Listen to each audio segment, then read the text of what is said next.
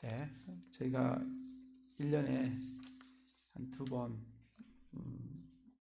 주의 만찬을 하기로 그렇게 되어 있습니다. 그래서 작년 올 3월 달에 원래 주의 만찬을 해야 되는데 코로나로 인해서 주의 만찬을 못했고 10월 달에 주의 만찬을 그렇게 하게 되었습니다. 그래서 주의 만찬에 관련된 말씀을 좀 나누고 그리고 주의 만찬을 하도록 그렇게 하겠습니다. 오늘 말씀해 보면 23절에 좀 안 울리나요? 괜찮습니까? 괜찮아요? 네.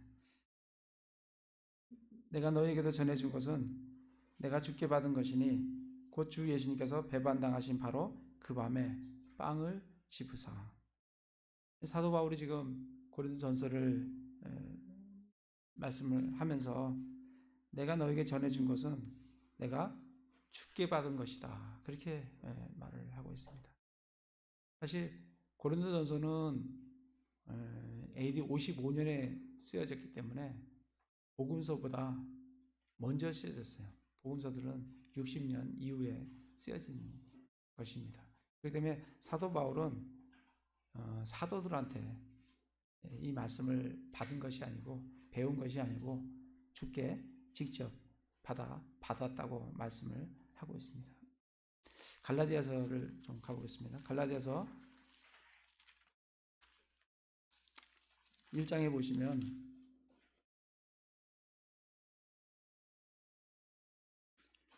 1장 11절에 그러나 형제들아 내가 너에게 확실히 알리노니 내가 선포한 복음은 사람을 따라 나지 아니하였느니라. 나는 그것을 사람에게서 받지도 아니하고 배우지도 아니하였으며 다만 그것은 예수 그리스도의 계시로 말미암았느니라.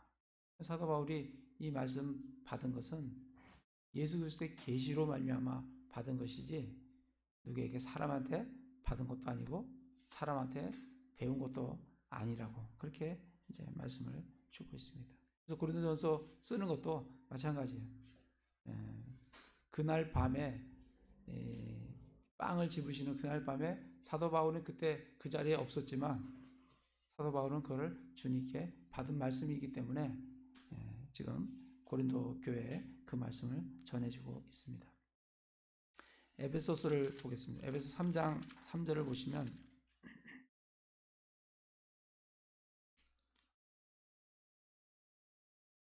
곧 계시로 그분께서 내게 그 신비를 알리셨나니 그것은 내가 전에 몇 마디 말로 적은 것과 같으니라. 이 하나님의 은혜의 경륜을 그것도 받은 것도 계시로 그분께서 사도 바울에게 그 신비, 그 하나님의 은혜의 경륜, 그 신비를 알려주셨다고 그렇게 말씀을 해주고 있습니다. 그래서 지금 우리가 오늘 읽고 있는 이 고린도전서, 다시 고린도전서 가서 고린도전서에 사도 바울이 내가 너에게 전해준 것은 내가 주께 받은 것이니 그는 사도 바울이 주께 계시로 받은 것이다 이렇게 말씀을 주고 있습니다. 받은 것인데 그게 어떤 거냐면 곧 주 예수님께서 배반당하신 바로 그 밤에 빵을 집으사. 그래서 이 주의 만찬의 이 배경은 예수님께서 배반당하신 바로 그 밤에 이 주의 만찬을 정해 주셨습니다. 그래서 우리 그 밤에 어떤 일이 좀 있었는지 잠깐 말씀을 같이 찾아보도록 하겠습니다. 마가복음 14장에 보시면 14장 1절에 보시면 이틀이 지나면 유월절과 무교절이더라. 수제사장들과 서기관들이 그분을 흉계로 붙잡아 죽일 방도를 구하였으나 이틀이 지나면 유월절과 무교절입니다. 지금 예수님을 죽이려는 그런 방도를 지금 찾고 있습니다. 10절에 가서 보시면 12 중에 하나인 가룟 유다가 그분을 배반하여 수제사장에게 넘겨주려고 그들에게 감해. 유다는 예수님을 넘겨주려고, 배반하려고 지금 수제사장에게 넘겨주려고 그렇게 이제 계획을 하고 있습니다. 그럴 때 12절에 누룩 없는 빵을 먹는 첫날, 그들이 유월절 어린 양을 잡는 날에 그분의 제자들이 그분께 이르되 선생님께서 유월절 어린 양을 잡수시도록 우리가 가서 예비하려 하노니 어디에서 하기를 원하시나이까 하며. 그래서 제자들이 누룩 없는 빵을 먹는 첫날, 그들이 유월절 어린 양을 잡는 날에 예수님과 함께 유월절을 예비를 하기를 원하고 있습니다. 그래서 17절에 저녁 때에 그분께서 그 12과 함께 가셨습니다. 그래서 18절에 그들이 앉아서 먹을 때 예수님께서 이르시되 진실로 내가 너에게 이르노니 너희 중에 한 사람 곧 나와 함께 먹는 자가 나를 배반하여 넘겨주리라 하시거늘. 그래서 유다가 이제 넘겨줄 거라는 것을 지금 예언을 하고 있습니다. 21절에 사람의 아들은 참으로 자기에 대하여 기록된 대로 가려니와 사람의 아들을 배반하여 넘겨주는 그 사람에게는 화가 있으리로다. 그렇게 이제 유다에 대해서 말씀을 하시면서 22절에 그들이 먹을 때 예수님께서 빵을 집으사. 지금 이 부분이 지금 고린도전서에 나오는 그 밤에 빵을 집으사 하는 구절이 이 22절 구절입니다. 그들이 먹을 때 예수님께서 빵을 집으사 축복하시고 그것을 떼어 그들에게 주시며 이르시되 받아서 먹으라. 이것은 내 몸이니라 하시고 또 잔을 집으사 감사를 드리시고 그들에게 주시니 그들이 다 그것을 마시매 그분께서 그들에게 이르시되 이것은 많은 사람을 위하여 흘린 나의 피 곧 새 상속 언약의 피니라. 진실로 내가 너에게 이르노니 내가 포도나무 열매에서 난 것을 하나님의 왕국에서 새롭게 마시는 그날까지 다시는 마시지 아니하리라 하시니라. 그리고 찬송을 부른 뒤에 올리브 산으로 나아가셔서 기도를 하셨어요.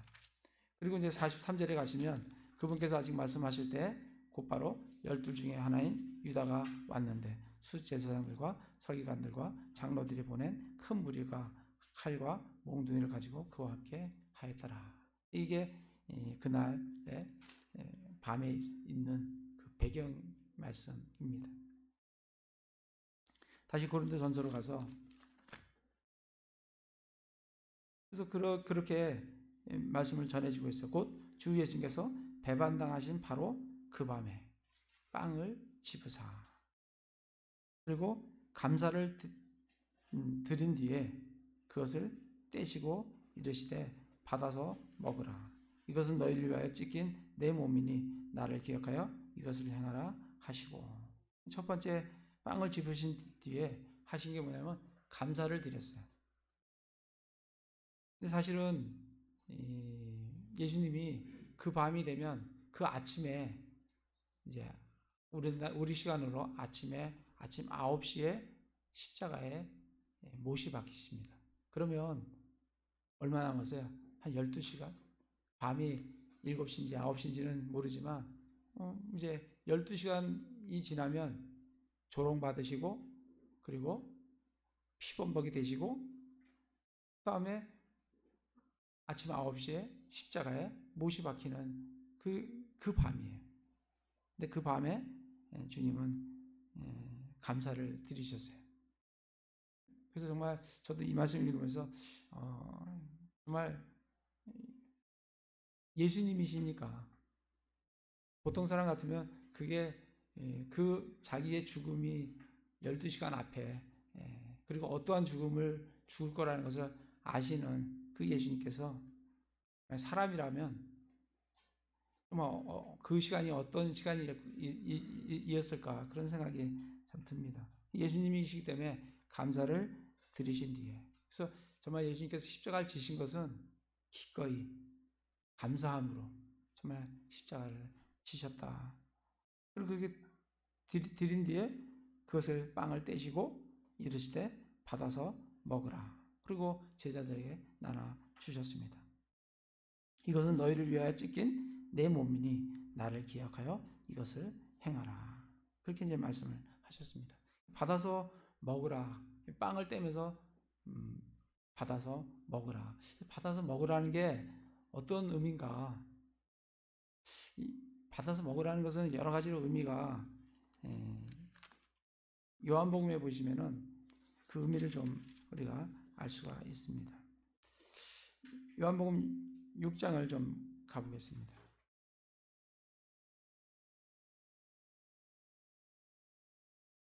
요한복음 6장에 보시면 6장 38절에 먼저 잠깐 보시면 나는 내 뜻을 행하려고 하늘로부터 내려오지 아니하고 나를 보내신 분의 뜻을 행하려고 내려왔느니라. 예수님은 하늘로부터 내려오셨어요. 그리고 하나님께서 보내셨어요. 나를 보내신 분의 뜻을 행하려고. 그렇게 하시면서 41절에 그분께서 내가 하늘로부터 내려온 빵이라. 예수님은 하늘로부터 내려온 빵이에요. 42절에 내가 하늘로부터 42절에 보면 이르되 이 사람은 요셉의 아들 예수가 아니냐. 그의 아버지와 어머니를 우리가 아는데 어찌하여 그가 말하기를 내가 하늘로부터 내려왔다 하느냐. 사람은 이게 계시가 없으면 이 계시의 말씀이 없으면 이거를 이해를 못합니다. 어떻게 이 사람에서 태어났는데 어떻게 자기가 하늘로부터 내려왔다고 하느냐고 지금 반문을 하지 않습니까? 근데 예수님은 사람에서 태어났지만 하늘로부터 내려오셨어요. 그래서 그렇게 말씀을 하시는 거예요. 그러시면서 46절에 이 말은 어떤 사람이 아버지를 보았다는 것이 아니니라. 오직 하나님에게서 온 자만 아버지를 보았느니라. 예수님은 하나님으로부터 오셨어요. 하늘로부터 내려오셨고 하나님으로부터 오셨어요. 우리가 예수님이 어떤 분이냐? 예수님은 사도 베드로가 주는 그리스도시요 살아계신 하나님의 아들이십니다. 이렇게 고백같이 예수님은 하나님의 아들이시고 하나님이세요. 그래서 하늘부터 내려오셨고 하늘로부터 온 빵이에요. 47절에 보면 진실로 진실로 내가 너에게 이르노니 나를 믿는 자에게는 영존하는 생명이 있느니라. 그래서 믿는 자는 영존하는 생명이 있다. 이렇게 말씀을 해주십니다. 그러시면서 내가 곧 그 생명의 빵이로다. 50절에 이것은 하늘부터 내려온 빵이므로 계속해서 하늘빵을 계속 지금 말씀을 해주십니다. 사람이 그것을 먹으면 죽지 아니하리라. 먹으면 죽지 않아요. 근데 앞에 뭐라고 했어요? 믿는 자에게는 영존하는 생명이 있어요. 먹는다는 게 무슨 의미냐면 믿는 거예요. 예수님을 그 하나님의 아들로, 그분을 그리스도로, 하늘로부터 내려온 빵으로 믿는 게 지금 먹는 거예요. 그래서 먹으면 죽지 아니하리라. 다시 말하면 믿는 자에게는 영존하는 생명이 있느니라. 51절에도 동일한 말씀을 하십니다. 나는 하늘로부터 내려온 살아있는 빵이니 이 빵을 먹으면 영원히 살리라. 내가 주고자 하는 빵은 세상의 생명을 위해 내가 주고자 하는 내 살이로다 하시니라. 그러니까 52절에 유대인들이 자기끼리 다투며 이르되 이 사람이 어찌 능히 자기 살을 우리에게 주어 먹게 하겠느냐. 지금 예수님께서는 예수님의 살을 뜯어 먹으라고 그렇게 말씀하시는 것이 아닌데 그거를 지금 이해를 못하는 거예요. 그러시니까 이제 53절에 이에 예수님께서 그들에게 이르시되 진실로 진실로 내가 너에게 이르노니 너희가 사람의 아들의 살을 먹지 아니하고 그의 피를 마시지 아니하면 너희 속에 생명이 없느니라. 살을 먹지 않고 피를 마시지 아니하면 생명이 없어요. 그러니까 그 빵을 먹지 않으면 생명이 없다고요. 다시 말하면 그 예수 그리스도를 믿지 않으면 생명이 없다라고 말씀을 지금 해주고 계십니다. 그러시면서 54절에 누구든지 내 살을 먹고 내 피를 마시는 자에게는 영원한 생명이 있나니 마지막 날에 내가 그를 일으키리라.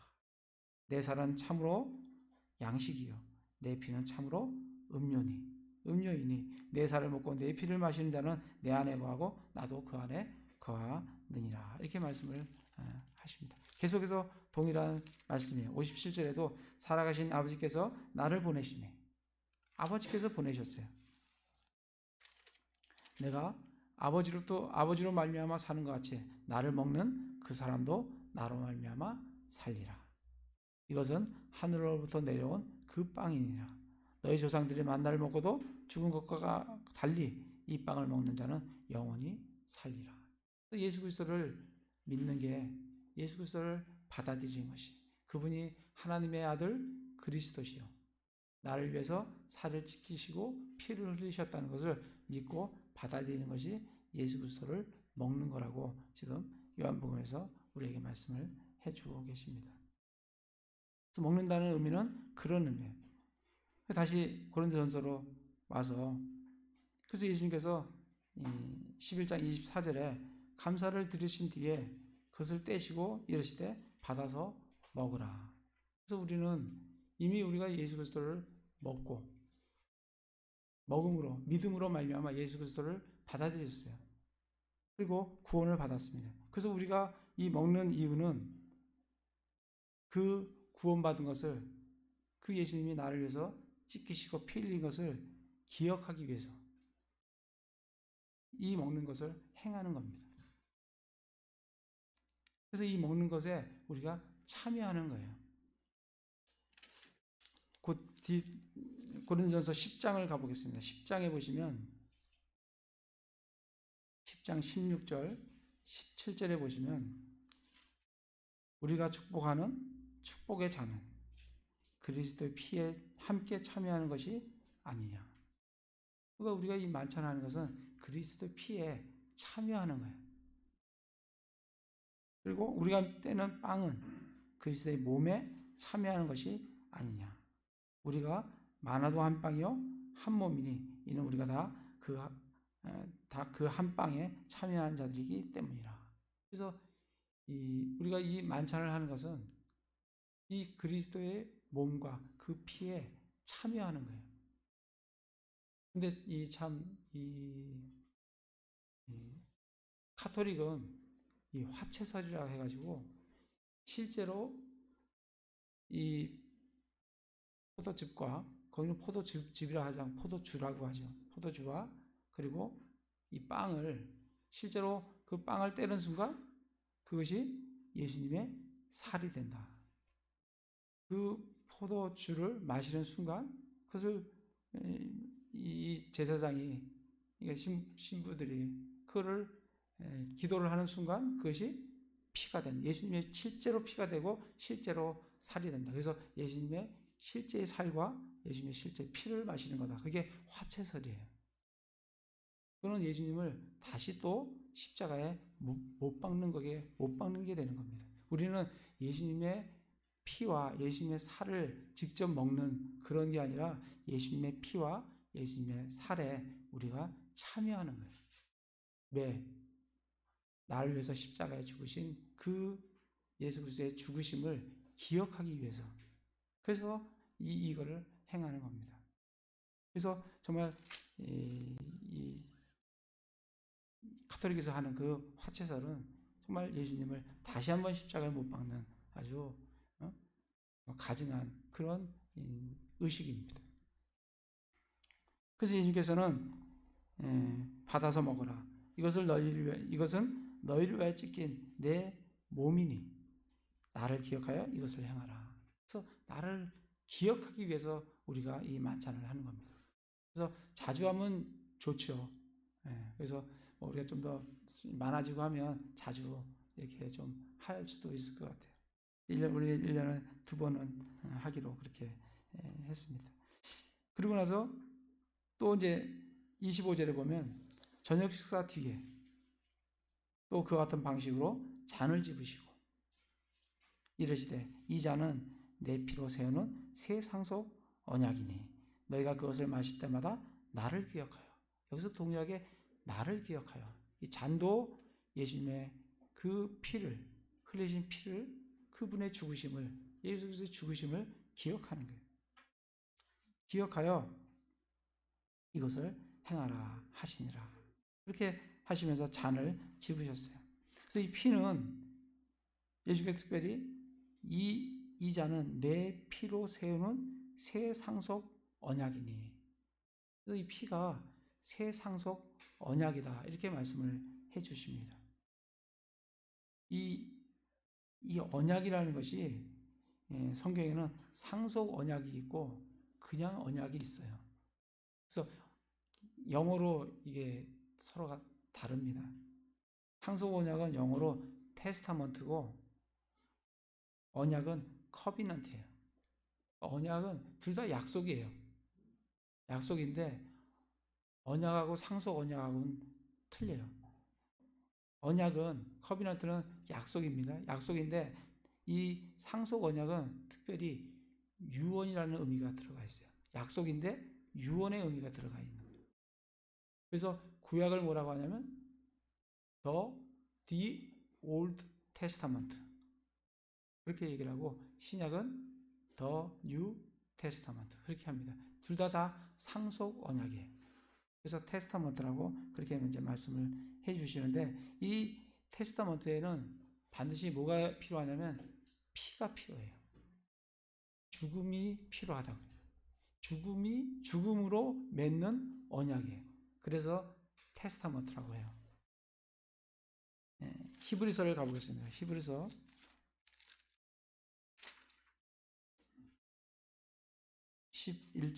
9장 15절에 보시면 이런 까닭에 그분께서는 새 상속 언약의 중재자시니 예수님은 새 상속 언약의 중재자세요. 이 새 상속 언약이 뭐예요? 이게 뉴 테스타먼트. 이게 신약입니다. 신약의 중재자세요. 이것은 첫 상속 언약 아래에 있던 이 첫 상속 언약이 뭐냐면 올드 테스타먼트, 구약이에요. 첫 상속 언약 아래에 있던 범법들을 구속하시려고 죽으심으로써 부르심을 받은 자들이 영원한 상속 유업의 약속을 받게 하려 하심이라. 그래서 첫 상속 언약 아래에 있던 범법들을 구속하시고 그리고 부르심을 받은 자들이 이 새 상속 언약으로 인해서 영원한 상속 유업을 받는 약속을 주는 게 이게 새 상속 언약입니다. 16절에 보면 상속 언약이 있는 곳에는 또한 반드시 상속 언약을 하는 자의 죽음이 필히 있어야 하나니. 이 상속 언약에는 죽음이 있어야 돼요. 그렇기 때문에 예수님께서 십자가에서 죽으시는 거예요. 피를 흘리셔야 돼요. 그래야 이 상속 언약을, 왜냐하면 예수님께서 상속 언약으로 이 상속 언약을 피로 맺으셨다는 거예요. 그래서 이 상속 언약 하는 자의 죽음이 반드시 필요해요. 그래서 17절에는 상속 언약은 사람들이 죽은 뒤에라야 효력이 있고 상속 언약 하는 자가 살아있는 동안에는 아무 힘이 없느니라. 그러니까 이 상속 언약은 그 상속 언약을 한 사람이 죽어야 효력이 발생을 하는 거예요. 그러니까 뉴 테스타먼트가 언제부터 뉴 테스타먼트라고요? 신약이 언제부터냐면 예수님의 죽으신 미리 말씀을 하셨는데 그 효력이 발생하는 거는 언제부터라고요? 예수님이 죽으신 이후부터가, 마태복음 처음에 나오는 그부터가 아니라 예수님이 십자가에 죽으신 이후부터가 이제 새 상속 언약의 효력이 나타내는, 신약의 효력이 나타내는 그 말씀을 지금 하고 있는 겁니다. 상속 언약은 사람들이 죽은 뒤에라야 효력이 있고 상속 언약 하는 자가 살아있는 동안에는 아무 힘이 없느니라. 18절에 이러므로 첫 상속 언약도 피 없이 봉인되지 아니하였나니. 이 구약도 피 없이 봉인되지 않았어요. 이때도 피가 흘려졌다는 거예요. 어떤 피냐면 19절에 모세가 율법을 따라 온 백성에게 모든 훈계를 말한 뒤에 송아지와 염소의 피를 물과 주홍색 양털과 우슬초와 함께 취하여 그 책과 온 백성에게 뿌리며 이르시되 이것은 하나님께서 너희에게 명하신 상속 언약의 피라 하였고. 구약에는 무슨 피가 흘려졌냐면 여기서 무슨 피가 흘렸어요? 송아지와 염소의 피가 흘려졌다. 그건 일시적인 거예요. 그건 죄는 용서를 해줘도 죄가 제거되지는 못해요. 그게 구약이에요. 구약은 그러니까 신약의 그림자라고. 그걸 보여주시면서 완전한 피, 죄를 제거하는, 제거하되 영원히 제거하는 그 피가 흘려질 거라는 그 그림자가 구약이라고. 그래서 신약에서 예수님이 완전히 죄를 제거해 버리셨습니다. 10장 3절에 히브리서 10장 3절에 보시면 그러나 그 희생물들에는 해마다 죄들을 다시 생각나게 하는 것이 있나니. 이 구약의 희생물은 다시금 드릴 때는 죄가 용서된 것 같은데 또 시간이 지나면 또 죄를 짓기 때문에 다시 또 죄를 다시 생각나게 해요. 그래서 4절에 황소와 염소의 피가 죄들을 제거하는 것은 불가능합니다. 구약 시대에는 용서는 되지만 죄가 제거되지는 않았어요. 그러나 12절에 보시면 11절 12절에 보시면 제사장마다 날마다 서서 섬기며 자주 같은 희생을 드리되 그것들은 결코 죄들을 제거하지 못하거니와 오직 이 사람은 예수 그리스도의 피는 죄들로 인한 한 희생물을 영원히 들으신 뒤에 하나님의 오른편에 앉으사 그 이후부터 자기 원수들이 자기 발받침이 될 때까지 기다리시니라. 그래서 예수님의 피가 영원히 한 분 드렸는데 영원히 우리의 죄를 제거하시는 그런 피가 예수 그리스도의 피라는 거 말씀을 해주십니다. 그래서 예수님은 이 피가 뭐라고요? 이 피가 새 상속의 언약을 하는 피다. 그렇게 이제 말씀을 해주시는 겁니다. 다시 고린도전서로 와서 예수님께서 그렇게 말씀을 하셨어요.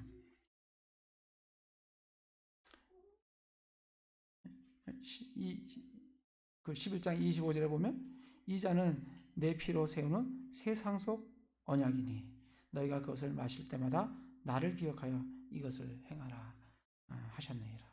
이렇게 말씀을 하셨습니다. 그래서 예수님의 피는 새 상속 언약의 피입니다. 그래서 26절에 이는 너희가 이 빵을 먹고 이 잔을 마실 때마다 주의 죽으심을 그분께서 오실 때까지 보이기 때문이니라. 그러니까 우리가 주의 만찬을 하는 이유는 주의 죽으심을 그분이 오시는 그날까지 그거를 기억하기 위한 거예요. 그걸 보여주는 거예요. 이걸 통해서 이 빵과 이 잔을 통해서 예수님의 죽으심을 기억하고 보여주는 게 이 주의 만찬이다. 그래서 이거를 행하라고. 이거를 나를 기억하여 행하라고. 이거 행할 때 필요한 건 기억하는 겁니다. 예수님이 어떻게 나를 위해서 죽으셨는지, 그 몸이 찢기셨는지, 피를 흘리셨는지 그걸 기억하는 게 기억하여 행하라고 그렇게 말씀을 해주셨습니다. 그래서 정말 우리 신약 성도들이 해야 될 의식이 두 가지가 있어요. 첫 번째 의식은 주의 만찬이에요. 이거는 주님의 죽으심을 보이는 겁니다. 그걸 기억하는 거예요. 예수님의 죽으심을 기억하는 거예요. 또 한 가지가 있는데 또 하나는 침례예요. 침례. 로마서 가보겠습니다. 로마서 6장 3절 4절. 우리는 이 두 가지는 꼭 합니다. 하라고 말씀을 하셨기 때문에 6장 3절 4절에 보면 예수 그리스도 안으로 침례를 받은 우리가 다 그분의 죽음 안으로 침례를 받은 줄을 너희가 알지 못하느냐. 이 침례는 기본적으로 개념이 침자가 잠길 침자거든요. 잠기는 거예요. 푹 잠기는 거예요. 어디에 잠기느냐? 성령님 안에 잠기는데 3절에 보면 예수 그리스도의 안으로 잠기는 거예요. 예수 그리스도 안으로 침례를 받는 거예요. 예수 그리스도 안으로 침례를 받은 우리가 다 그분의 죽음 안으로 침례를 받는 줄 내가 알지 못하느냐. 예수 그리스도 안으로 침례를 받는데 예수 그리스도의 죽음 안으로 침례를 받는 거예요. 그러니까 이 주의 만찬은 예수님의 죽으심을 보여주는 거라고 하면 침례는 우리의 죽음을 보여주는 거예요. 우리가 어떻게 예수 그리스도 안으로 죽음 안으로 예수 그리스도의 죽음 안으로 침례를 받는 거라. 그러니까 침례는 나의 죽음이에요. 예수 그리스도 안에서 내가 죽는 거예요. 내가 죽은 것을 보여주는 게 침례예요. 4절 그러므로 우리가 죽음 안으로 침례를 받아 그분과 함께 묻혔나니 죽고 그 다음에 어떻게 돼요? 묻혀요. 그리고 이것은 그리스도께서 아버지의 영광을 힘입어 죽은 자들로부터 일으키신 것 같이 그리고 다시 부활해요. 그리고 우리도 생명의 새로움 속에서 걷게 하려 함이라. 그래서 침례는 예수님 안으로 죽고 묻히고 그리고 부활을 하는 것을 보여주는 게 침례예요. 그래서 우리가 물침례, 예수 그리스도를 믿고 정말 예수 그리스도를 구원자로 받아들인 그 사람을 우리가 어디다 보일 수가 없으니까 물에다가 잠기는 거예요. 물에 죽고 그리고 푹 잠그죠. 묻히고 그 다음에 새 생명 가운데 부활했다는 것을 보여주는 게 그게 침례입니다. 그래서 우리는 이 침례와 이 물침례와 그 다음에 이 주의 만찬을 우리는 행하고 있습니다. 다시 고린도전서로 와서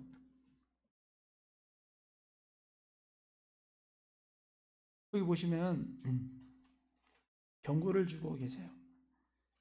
27절에 보면 그러므로 누구든지 주의 이 빵과 이 잔을 합당하지 않게 먹고 마시는 자는 주의 몸과 피에 대하여 죄가 있으리로다.